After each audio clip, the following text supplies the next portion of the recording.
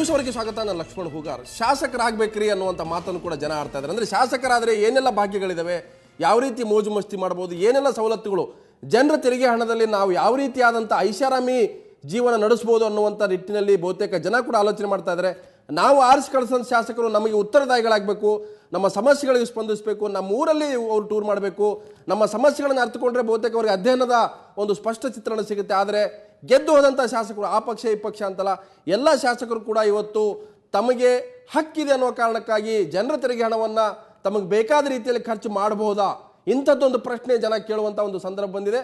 So ಈಗ ವಿದೇಶಿ tour ಮುಗಿಸ್ಕೊಂಡು ಬಂದಂಥ ಈಗಾಗಲೇ ಒಂದು ಟೀಮ್ ಕೂಡ ಬೆಂಗಳೂರಿಗೆ ಬಂದಿದೆ. ಅದು foreign trip, New Zealand, Australia, Fiji ದೇಶದಲ್ಲಿ ಭಾಳ ದೊಡ್ಡ ಪ್ರಮಾಣದ ಅಧ್ಯಯನ ನಡೆಸ್ಕೊಂಡು ನಾವು ಬಂದಿದ್ದೇವೆ, ನಾವು ಸ್ಪೀಕರ್ ಅವರು ವರದಿ ಕೊಡ್ತೇವೆ ಅನ್ನೋಂಥ ಮಾತು ಹೇಳಿದರೆ, ಈಗಾಗಲೇ ಬಿ ಆರ್ ಯಾವಗಲ್ ನೇತೃತ್ವದ ಹಿಂದುಳಿದ ವರ್ಗಗಳ ಕಲ್ಯಾಣ ಸಮಿತಿ ಸುಮಾರು 15 ದಿನಗಳ ಟೂರನ್ನು ಮುಗಿಸ್ಕೊಂಡು ಬಂದಿದೆ. ಸೊ ಬಹುತೇಕ ಅವರು ನಾವು ವರದಿ ಕೊಡ್ತೇವೆ, ನಾವು ಯಾರೂ ಕೂಡ ಬೇಜವಾಬ್ದಾರಿ ಶಾಸಕರಲ್ಲ, ನಮಗೆಲ್ಲ ಜವಾಬ್ದಾರಿ ಇದೆ, ನಾವು ಟೂರನ್ನು ಮಾಡಿದ್ದೇವೆ, ಅಧ್ಯಯನವನ್ನು ಮಾಡಿದ್ದೇವೆ ಅನ್ನೋಂಥ ಮಾತು ಹೇಳಿದರೆ. ಆದರೆ ಇನ್ನೊಂದು ಅಚ್ಚರಿಯ ಬೆಳವಣಿಗೆ ಏನಂತಂದರೆ, ಏನು ಉಪಸಭಾಧ್ಯಕ್ಷರ ನೇತೃತ್ವದ ಏನು ಸಮಿತಿ ಈಗ ಶಾಸಕರಿಗೆ ಕಂಪ್ಯೂಟರನ್ನು ಕೊಡಬೇಕು, ಆ ಕಂಪ್ಯೂಟರ್ ಭಾಗ್ಯಕ್ಕೆ ಇವತ್ತು ಶಿಫಾರಸು ಮಾಡಲಾಗಿದೆ. ಬಹುತೇಕ ಮುಂದಿನ ದಿನಗಳಲ್ಲಿ ನಮ್ಮ ಶಾಸಕರು ಮತ್ತೆ ಕಂಪ್ಯೂಟರ್ನ ತೆಗೆದುಕೊಳ್ಳುವಂಥ ಒಂದು ಸಂದರ್ಭ ಬರ್ತಾ ಇದೆ.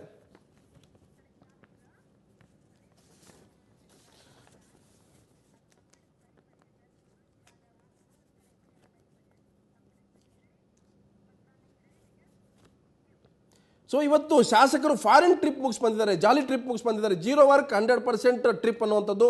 ಸೊ ಆ ಟ್ರಿಪ್ನ ಸಾಧಕ ಬಾಧಕಗಳೇನು ಅನ್ನುವಂಥದ್ದು ಬಹುತೇಕ ಸ್ಪೀಕರ್ ಅವ್ರಿಗೆ ವರದಿ ಮೇಲೆ ಗೊತ್ತಾಗುತ್ತೆ. ವರದಿ ಕೊಟ್ಟರೆ ಅದರಿಂದ ಏನು ಲಾಭ ನಮ್ಮ ರಾಜ್ಯ ಜನಕ್ಕೆ ಅಥವಾ ಕ್ಷೇತ್ರಗಳಿಗೆ ಅಥವಾ ನಾವು ಕೈಗೊಳ್ಳುವಂಥ ಸರ್ಕಾರ ತೆಗೆದುಕೊಳ್ಳುವಂಥ ಯೋಜನೆಗಳಿಗೆ ಏನು ಲಾಭ ಆಗುತ್ತೆ, ಆ ಪ್ರಶ್ನೆಯನ್ನು ನೀವು ಕೇಳುವಂಥ ಒಂದು ಅಧಿಕಾರ ಇದೆ. ಯಾಕಂತಂದರೆ ನೀವು ಆರಿಸಿ ಕಳಿಸೋ ಶಾಸಕರು ನಿಮ್ಮ ಓಟನ್ನು ಪಡೆದವರು ವಿಧಾನಸಭೆಗೆ ಬಂದಿದ್ದಾರೆ, ನಿಮ್ಮ ಕೆಲಸಗಳನ್ನು ಮಾಡಿಕೊಳ್ಳಲಿಕ್ಕೆ ಅವರು ನಿಮ್ಮ ಪ್ರತಿನಿಧಿಗಳಾಗಿದ್ದಾರೆ, ನೀವೇ ಅಲ್ಲಿ ಶಾಸಕರು.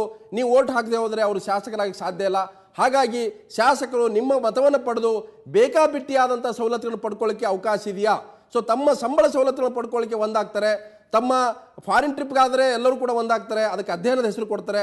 ಆದರೆ ಜನರ ಸಮಸ್ಯೆಗಳು, ಕುಡಿಯೋ ನೀರು ಇರ್ಬೋದು, ಶಿಕ್ಷಣ ಇರ್ಬೋದು, ಮೂಲಭೂತ ಸೌಕರ್ಯ ಇರ್ಬೋದು, ಜನರ ಅನೇಕ ಜ್ವಲಂತ ಸಮಸ್ಯೆಗಳಿಗೆ ಪರಿಹಾರ ಕಂಡುಹಿಡಿಯಲಿ ಇವರು ಅಲ್ಲಿ ಬೆನ್ನು ಕೊಟ್ಟು ಓಡಿ ಹೋಗ್ತಾರೆ. ಸೊ ಇವತ್ತು ಈಗ ಶಾಸಕರಿಗೆ 60,000 ರೂಪಾಯಿಯ ಒಂದು ಕಂಪ್ಯೂಟರ್ನ ಕೊಡಲಿಕ್ಕೆ ಬಹುತೇಕ ಆ ಒಂದು ಸಿದ್ಧತೆ ಕೂಡ ನಡೀತಾ ಇದೆ. ಈಗ ಏನೆಲ್ಲ ಮತ್ತೊಂದು ಇಲ್ಲಿ ಭಾಗ್ಯ, ಒಂದು ರೀತಿ ಅವರಿಗೆ ಬಂಪರ್ ಡ್ರಾ ಅಂತ ಹೇಳ್ಬೋದು, ಆ ರೀತಿಯ ಬಂಪರ್ ಏನೇನಿದೆ ಶಾಸಕರಿಗೆ ಇನ್ನೊಂದು ಕಂಪ್ಯೂಟರ್ ತೆಗೆದುಕೊಳ್ಳುವಂಥ ಅವಕಾಶ ಇದೆ. ಅದರಲ್ಲಿ ಯಾವ್ಯಾವ ಅಂಶಗಳು ನೋಡ್ಕೊಂಬರೋಣ.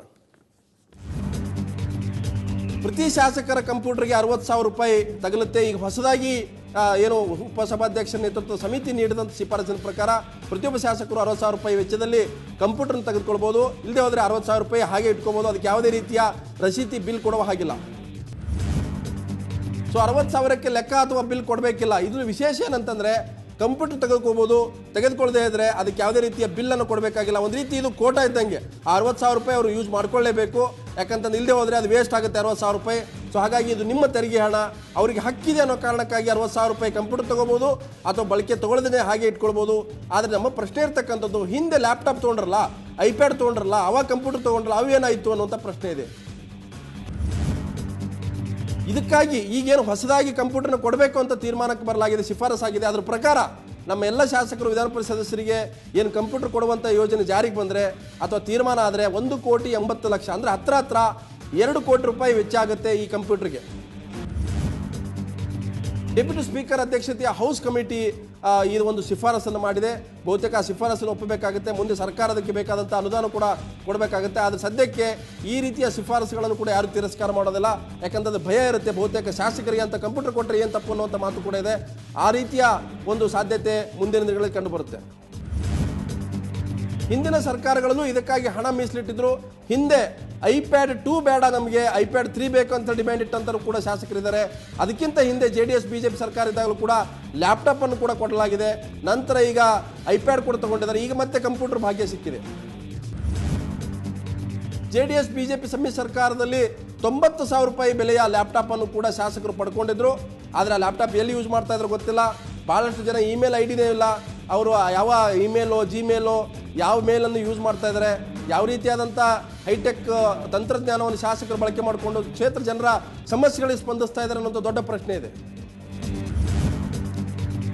90%ಗೂ ಹೆಚ್ಚು ಶಾಸಕರು ಲ್ಯಾಪ್ಟಾಪ್ ಬಳಸ್ತಾನೆ ಇಲ್ಲ. ಆದರೆ ಬಂದಂಥ ಎಲ್ಲ ಸ್ಕೀಮ್ಗಳನ್ನು ಯೂಸ್ ಮಾಡ್ಕೊಳ್ತಾರೆ.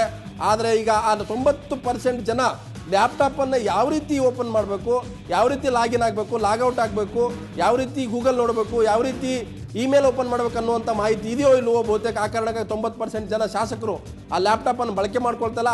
ಆ ಲ್ಯಾಪ್ಟಾಪ್ ಯಾರು ಯೂಸ್ ಮಾಡ್ತಾ ಇದ್ದಾರೋ, ಮಕ್ಕಳು ಯೂಸ್ ಮಾಡ್ತಾ ಇದ್ದಾರೋ ಅಥವಾ ಅವ್ರ ಫ್ರೆಂಡ್ ಯೂಸ್ ಮಾಡ್ತಾ ಇದ್ದಾರೋ ಅಥವಾ ತಮಗೆ ಬೇಕಾದಂಥವ್ರಿಗೆ ಕೊಟ್ಟಿದ್ದಾರೋ ಏನು ಮಾಡ್ತಾರೋ ಗೊತ್ತಿಲ್ಲ. ಕಳೆದ ಬಿಜೆಪಿ ಸರ್ಕಾರ 40,000 ರೂಪಾಯಿ ವೆಚ್ಚದಲ್ಲಿ ಒಬ್ಬೊಬ್ಬ ಶಾಸಕರಿಗೆ ಐಪ್ಯಾಡ್ ಕೂಡ ಕೊಟ್ಟಿದೆ. ಅದರಲ್ಲಿ 75 ಜನ MLCಗಳು ಐಪ್ಯಾಡ್ ಅನ್ನು ಕೂಡ ಪಡ್ಕೊಂಡಿದ್ದಾರೆ. ಆದರೆ ಈಗ ಆ ಐಪ್ಯಾಡ್ ಏನಾಗ್ತಾ ಇದೆ, ಐಪ್ಯಾಡ್ ಯೂಸ್ ಮಾಡುವಂಥ ರೀತಿ ಹೇಗೆ, ಅದಕ್ಕೇನಾದ್ರು ತಂತ್ರಜ್ಞಾನದ ಒಂದು ಅಧ್ಯಯನ ಅಥವಾ ಅದ್ರ ಬಗ್ಗೆ ಏನಾದರೂ ಕಲಿಸಿಕೊಟ್ಟಿದ್ದಾರಾ, ಯಾರಾದ್ರೂ ಟ್ರೈನರ್ಸ್ ಇವರಿಗೆ ಹೇಳ್ಕೊಟ್ಟಿದ್ದಾರೆ ಅದು ಗೊತ್ತಿಲ್ಲ.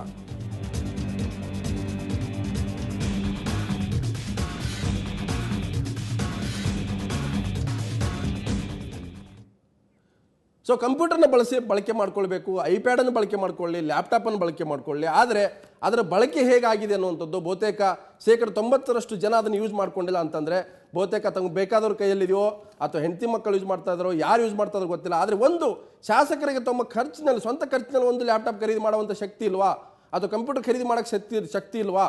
ಸೊ ಈ ಒಂದು ಪ್ರಶ್ನೆಗಳು ಇಲ್ಲಿ ಖಂಡಿತವಾಗಿ ಕೂಡ ಎತ್ತಲೇಬೇಕಾಗುತ್ತೆ. ಸೊ ಈ ಒಂದು ವಿಚಾರಕ್ಕೆ ಸಂಬಂಧಪಟ್ಟಂತೆ ಕೆಲವು ಶಾಸಕರು ಕೂಡ ಮಾತಾಡಿದ್ದಾರೆ ಸುವರ್ಣ ನ್ಯೂಸ್ ಜೊತೆಗೆ. ಸೊ ಕೆಲವರು ಹೇಳ್ತಾರೆ ಇಲ್ಲ 3 ಕಂಪ್ಯೂಟರ್ ಬೇಕು ನನಗೆ ಅನ್ನುವಂಥ ಮಾತನ್ನು ಹೇಳಿದ್ದಾರೆ. 3 ಜನ ಶಾಸಕರು, JDS, BJP, ಕಾಂಗ್ರೆಸ್, ಆ 3 ಶಾಸಕರು ಏನು ಮಾತಾಡಿದ್ದಾರೆ ನೋಡೋಣ. ಇದು ನಮಗೆ MLA ಫಸ್ಟ್ ಡೇನೇ ಕೊಡಬೇಕಾಗಿತ್ತು, ಭಾಳ ಡಿಲೇ ಆಗಿದೆ. ಆಲ್ರೆಡಿ ಡಿಲೇ ಆದರೂ ಪರವಾಗಿಲ್ಲ, ಈಗ ಕೊಟ್ಟಿದ್ದು ನಾವು ಭಾಳ ಉಪಯೋಗ ಆಗುತ್ತೆ. ಒಂದಲ್ಲ 3 ಕಂಪ್ಯೂಟರ್ ಕೊಡಬೇಕು. ಒಂದು ಕ್ಷೇತ್ರದಲ್ಲಿ ಇಟ್ಲಿಕ್ಕೆ, ಒಂದು ಡಿಸ್ಟ್ರಿಕ್ಟ್ ಲೆವೆಲಲ್ಲಿ, ಒಂದು ಬೆಂಗಳೂರಲ್ಲಿ 3 ಕಂಪ್ಯೂಟರ್ ಕೊಟ್ಟರು ಭಾಳ ಕಡಿಮೆನೇ ಆಗುತ್ತೆ. ಯಾಕಂದ್ರೆ ಭಾಳ ವರ್ಕ್ ಲೋಡ್ ಭಾಳ ಇದೆ. ಸ್ವಲ್ಪ ಟ್ರೈನಿಂಗ್ ಕೊಟ್ಟರೆ, ಸ್ವಲ್ಪ ಇಂಟ್ರೆಸ್ಟ್ ತೊಗೊಂಡ್ರೆ ಎಲ್ಲ MLA ಯೂಸ್ ಮಾಡ್ತಾರೆ. ಕೊಡ್ತಕ್ಕಂಥದ್ದನ್ನ ನಾನು ಸ್ವಾಗತ ಮಾಡ್ತೀನಿ. ಅದು ಪ್ರತಿಯೊಬ್ಬ ಶಾಸಕರಿಗೂ ಕೂಡ ಅತ್ಯವಶ್ಯಕವಾಗಿ ಬೇಕಾಗಿರ್ತಕ್ಕಂಥದ್ದು. ಒಂದು ನಿಜ, ಐಪ್ಯಾಡ್ ಕೊಟ್ಟಂಥ ಸಂದರ್ಭದಲ್ಲಿ ಅದ್ರ ಬಗ್ಗೆ ತರಬೇತಿನೂ ಕೂಡ ಕೊಟ್ಟರೆ, ಅದನ್ನ ಶಾಸಕರುಗಳಿಗೆ ತರಬೇತಿನೂ ಕೊಟ್ಟು ಅದರ ಅನುಭವವನ್ನು ಕೂಡ ಉಪಯೋಗಿಸ್ಲಿಕ್ಕೆ ಕೊಟ್ಟಿದ್ದರು. ಸಹಜ ಅದು. ಒಂದೊಂದು ಸಾರಿ ಶಾಸಕರು ಅವರ ದಿನನಿತ್ಯದ ರಾಜಕೀಯ ಜಂಜಾಟದಲ್ಲಿ ಅದನ್ನು ಆಪ್ರೇಟ್ ಮಾಡೋಕ್ಕೆ ಆಗದೇ ಇರ್ಬೋದು. ಒಳ್ಳೆ ತೀರ್ಮಾನ ಸರ್ಕಾರ ತಗೊಳ್ಬೇಕು. ಯಾಕಂದರೆ ಈಗಾಗಲೇ ಹಿಂದೆ ನಮ್ಮ ಸರ್ಕಾರ ಇದ್ದ ಹೊತ್ನಾಗ, BJP ಸರ್ಕಾರ ಇದ್ದ ಹೊತ್ನಾಗ ಎಲ್ಲ ವಿಧಾನ ಪರಿಷತ್ ಸದಸ್ಯರಿಗೆ ಟ್ಯಾಬನ್ನು ಕೊಟ್ಟರು. ಭಾಳ ಜನ ಅದನ್ನು ಸದುಪಯೋಗ ಮಾಡ್ಕೊಂಡ್ರು. ಅದನ್ನು ಏನಂತಂದರೆ ಇನ್ಫಾರ್ಮೇಷನ್ ಕಲೆಕ್ಟ್ ಮಾಡ್ಕೊಳಕ್ಕೆ, ಮತ್ತು ಅದನ್ನೇನೆಂದರೆ ಎಲ್ಲ ರೀತಿಯಿಂದ ಅನುಕೂಲ ಮಾಡಿಕೊಂಡು ತಮ್ಮ ಕ್ಷೇತ್ರದ ಮಾಹಿತಿನ ಅದರೊಳಗೆ ಇದನ್ನು ಮಾಡ್ತಿದ್ರು. ಈ ಕಂಪ್ಯೂಟರ್ ಕೊಡೋದ್ರಿಂದ ಇನ್ನೂ ಹೆಚ್ಚಿಗೆ ಆಗುತ್ತೆ. ಎಸ್, ಖಂಡಿತವೂ ಕೂಡ ಶಾಸಕರಿಗೆ ಕೊಡಬಾರ್ದು ಅಂತ ನಾವು ಹೇಳೋದಿಲ್ಲ.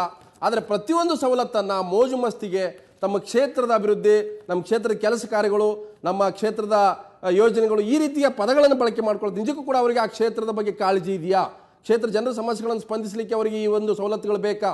ನೀವು ಖಾಸಗಿಯಾಗಿ ಕೇಳಿ, ಯಾರಿಗೂ ಕೂಡ ಈ ಕಂಪ್ಯೂಟರ್ ಬಳಕೆ ಮಾಡ್ಕೊಳ್ಳಲ್ಲ, ಲ್ಯಾಪ್ಟಾಪ್ ಬಳಕೆ ಮಾಡ್ಕೊಳ್ಳಲ್ಲ. 5% ಜನ ಬಳಕೆ ಮಾಡ್ಕೊಳ್ತಾರೆ. ಅದು ಕೂಡ ತಮ್ಮ ಖಾಸಗಿ ವಿಚಾರಗಳಿಗಿರ್ಬೋದು ಹೊರತಾಗಿ ಕ್ಷೇತ್ರ ಸಮಸ್ಯೆಗೆ ನೀವು ಕಂಪ್ಯೂಟರ್ ಓಪನ್ ಮಾಡೋದ್ರಲ್ಲಿ ಏನೂ ಇರೋದಿಲ್ಲ. ಸೊ ನಾನು ಇವತ್ತು ಈ ವಿಚಾರದ ಬಗ್ಗೆ ಚರ್ಚೆಯನ್ನು ಮಾಡಲಿಕ್ಕೆ ಯಾವುದೇ ರಾಜಕೀಯ ಪಕ್ಷದ ನಾಯಕರನ್ನು ಕರೆದಿಲ್ಲ. ಯಾಕೆ ಅಂತಂದರೆ ಬಹುತೇಕ ಅವ್ರದೇ ಆದಂಥ ಅವರು ತಮ್ಮ ಸಮರ್ಥನೆಗಳನ್ನು ಕೊಡ್ತಾರೆ. ನಾನು ಇವತ್ತು ಒಬ್ಬ ನೈತಿಕ ಪ್ರಜ್ಞೆ ಇರತಕ್ಕಂಥ ಒಬ್ಬ ರಾಜಕಾರಣಿ, ಮಾಜಿ ಸ್ಪೀಕರ್ ಆದಂಥವರು, ಸಂಸದರಾದಂಥವರು, ಅವರನ್ನು ನಾನು ಯಾವ ಈ ಉದ್ದೇಶಕ್ಕಾಗಿ ಕರೆದೇನೆ. ನಮ್ಮ ಜೊತೆಗೆ KR ಪೇಟೆ ಕೃಷ್ಣ ಅಂತಲೇ ಅವ್ರ ಖ್ಯಾತಿ. ಸೊ ಮಾಜಿ ಹಿರಿಯ ಸಂಸದರು, ಹಿರಿಯ ನಾಯಕರು, ಮಾಜಿ ಸಭಾಧ್ಯಕ್ಷರಾದಂಥ ಕೃಷ್ಣ ಅವರೇ, ತಮ್ಮ ಕಾರ್ಯಕ್ಕೆ ಸ್ವಾಗತ. ಸೊ ಮೊದಲಿಗೆ ಇವತ್ತು ಕಂಪ್ಯೂಟರ್ ಕೊಡೋದು, ಫಾರಿನ್ ಟ್ರಿಪ್ಗೆ ಹೋಗೋದು ಯಾರು ಬೇಡ ನನ್ನ ಸ್ವಾಮಿ. ನೀವು ಉತ್ತರದಾಯಿಗಳಾಗಬೇಕಲ್ಲ ಜನಕ್ಕೆ. ನೀವು ಶಾಸಕರು, ನೀವು ಖಾಸಗಿ ಜೀವನ ಇಲ್ಲಿ ಬರಲ್ಲ. ನೀವು ಜನಪ್ರತಿನಿಧಿ ಅಂದರೆ ಜನರಿಗೆ ಉತ್ತರದಾಯಿಗಳಾಗಬೇಕು. ಇವತ್ತು ಫಾರಿನ್ ಟ್ರಿಪ್ ಅಂತ ಹೇಳ್ತೀರಿ, ಎಲ್ಲ ಸುತ್ತಾಡ್ಕೊಂಬರ್ತೀರಿ, ನೀವೇ 3 ದಿನ ಟ್ರಿಪ್ಪನ್ನು ಮುಂದಕ್ಕೆ ಹಾಕೊಳ್ತೀರಿ. ಬಂದುಬಿಟ್ಟು ಒಂದು ವರದಿ ಕೊಡ್ತೀನಿ ಅಂತ ಹೇಳಿದ್ರೆ ಆ ವರದಿ ಏನಾಯ್ತು ಗೊತ್ತಿಲ್ಲ. ಇವತ್ತು ಮತ್ತೆ ಈಗ 60,000 ರೂಪಾಯಿ ಕೊಟ್ಟು ಒಂದು ಕಂಪ್ಯೂಟರ್ ಕೊಡಬೇಕಂತ ಹೇಳ್ತೀರಿ. ಯಾರು ದುಡ್ಡು, ಏನಿದು, ಒಂದು ಅರ್ಥನೇ ಆಗ್ತಾ ಇಲ್ಲ. ನಾನು ನಮ್ಮ ಎಲ್ಲ ಶಾಸಕ ಮಿತ್ರರಲ್ಲಿ ಒಂದು ನಿವೇದನೆ ಮಾಡ್ಕೋಬೇಕು ಅಂತ ಅನ್ನಿಸ್ತದೆ ನನಗೆ. ನಾವು ಸಾರ್ವಜನಿಕ ಜೀವನಕ್ಕೆ ಬಂದ ಮೇಲೆ ನಾನು ಒಂದು ಸಾರಿ ಶಾಸಕನಾಗಬೇಕು, ಜನಸೇವೆ ಮಾಡಬೇಕು ಅಂತ ಚುನಾವಣೆಗೆ ನಿಲ್ತೇವೆ. ಚುನಾವಣೆಯಲ್ಲಿ ಜನ ವಿಶ್ವಾಸದಿಂದ, ನಂಬಿಕೆಯಿಂದ ಮತ ಕೊಟ್ಟು ಆರಿಸ್ತಾರೆ. ಯಾವ ಕಾರಣಕ್ಕೂ ಸಹ ಅವರ ನಂಬಿಕೆಗೆ ಶಾಸಕರುಗಳಾದವರು ಮೋಸ ಮಾಡಬಾರ್ದು. ಜೊತೆಗೆ ಜನರಿಗೆ ಏನಪ್ಪ ಅಂದರೆ ಇಂಥವ್ರನ್ನ ಆರಿಸ್ಬಿಟ್ವಲ್ಲಪ್ಪ, ನಾವು ತಪ್ಪು ಮಾಡಿಬಿಟ್ವಲ್ಲಪ್ಪ ಅನ್ನೋ ಭಾವನೆ ಎಲ್ಲ ಆರಿಸ್ತಾರೆ. ಆಮೇಲೆ ಅಯ್ಯೋ ಇಂಥ ಶಾಸಕರಿಗೆ ಯಾವ ಕಾರಣಕ್ಕೂ ಬರಬಾರ್ದು. ಇದೆ. ಯಾವ ಕಾರಣಕ್ಕೂ ಜನರಲ್ಲಿ ಆ ಭಾವನೆ ಬರೆದ ರೀತಿಯಲ್ಲಿ ನಡ್ಕೋಬೇಕಾದದ್ದು ಪ್ರತಿಯೊಬ್ಬ ಶಾಸಕರ ಕರ್ತವ್ಯ ಅಂತ ನಾನಾದರೂ ಭಾವಿಸ್ತೇನೆ. ಇನ್ನೊಂದು ಏನಪ್ಪ ಅಂತಂದರೆ, ಇತ್ತೀಚೆಗೆ ಎಲ್ಲ ಈ ಸುದ್ದಿ ಮಾಧ್ಯಮಗಳು ಇದೆಲ್ಲ ಪತ್ರಿಕಾ ಮಾಧ್ಯಮ ಆಗ್ಬೋದು ನೋಡಿದರೆ ಈಗ ಭ್ರಷ್ಟಾಚಾರ ತಾಂಡವಾಡ್ತಾ ಇದೆ. ಈಗ ಪ್ರತಿಯೊಂದು ಕ್ಷೇತ್ರದಲ್ಲೂ ಈ ಮರಳು ಗಣಿಗಾರಿಕೆ ಮತ್ತು ಈ ಕಲ್ಲು ಗಣಿಗಾರಿಕೆ, ಆಮೇಲೆ ಈಗ ಕಳ್ಳತನದ ಮರ ಮಾರಾಟ ಇವೆಲ್ಲ ನಡೀತಾ ಇದೆ. ನನಗೊಂದೊಂದು ಸಾರಿ ಅನ್ನಿಸ್ತದೆ, ಆ ಕ್ಷೇತ್ರದ ಶಾಸಕನಿಗೆ ಏನು ಅನ್ನಿಸ್ಬೇಕು ಅಂತ ಅಂದರೆ, ನೋಡಪ್ಪ ನನ್ನ ಕ್ಷೇತ್ರದ ಇದೆಲ್ಲ ನಡೀತಾ ಇದೆ,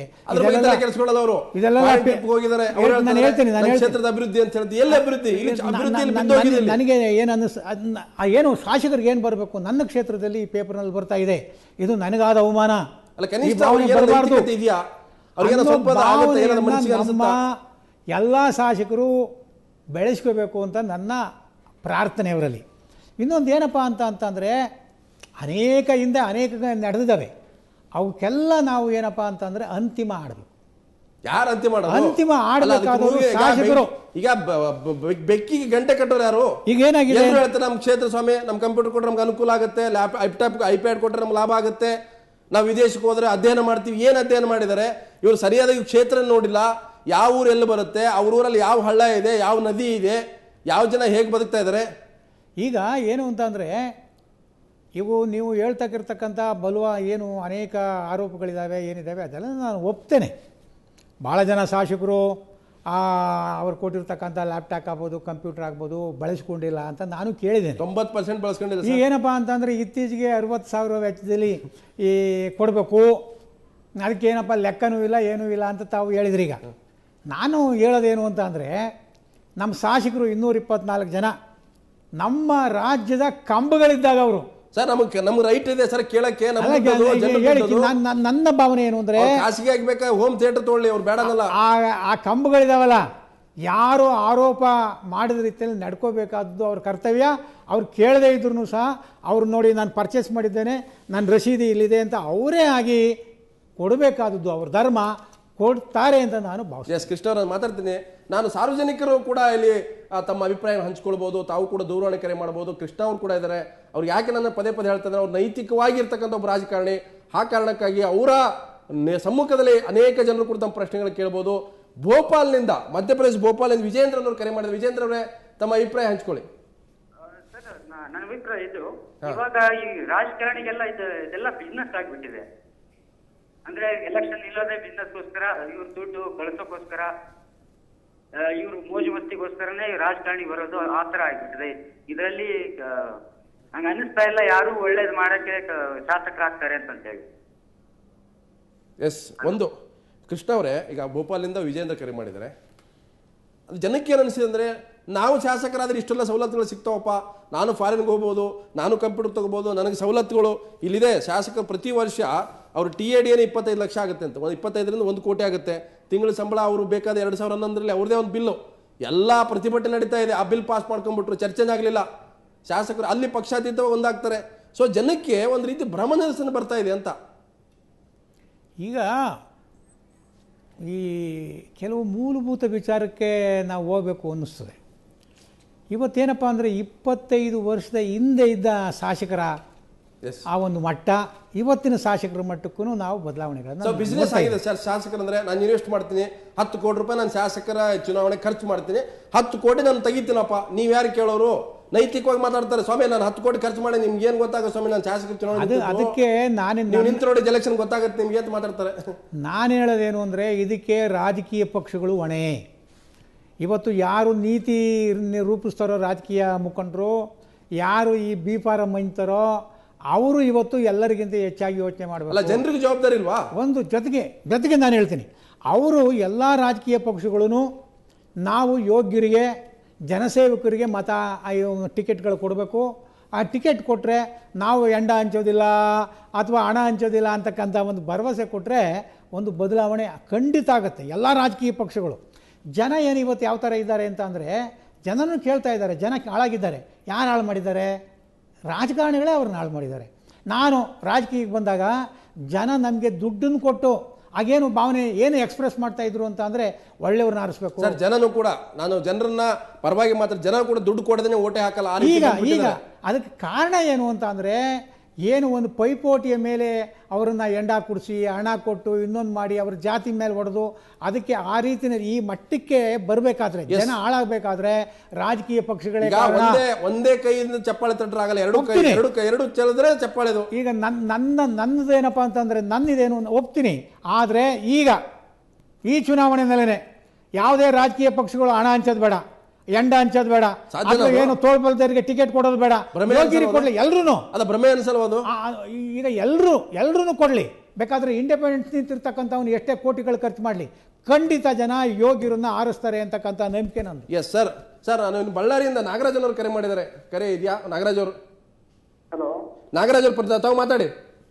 ಹಲೋ ಸರ್, ಇದು ಶಾಸ್ತ್ರ ಟೂರು ಆಮೇಲೆ ಇವರಿಗೆ ಲ್ಯಾಪ್ಟಾಪ್ ಅದು ಇದು ಕೊಡ್ತಾ ಇದಾರಲ್ಲ ಸರ್, ಇದು ಕೊಡೋದ್ ಬದಲು ಅವರು ನಮ್ಮ ಕ್ಷೇತ್ರದಲ್ಲಿ ಅಭಿವೃದ್ಧಿ ಮಾಡೋಕ್ಕೋಸ್ಕರನೇ ಅವರು ಆ ಹಣನ ಅಭಿವೃದ್ಧಿಗೋಸ್ಕರ ಅದನ್ನ ಯೂಸ್ ಮಾಡ್ಕೊಂಡ್ರೆ ಅದು ಒಳ್ಳೇದು ಅನ್ಸುತ್ತೆ ನಮ್ಗೆ.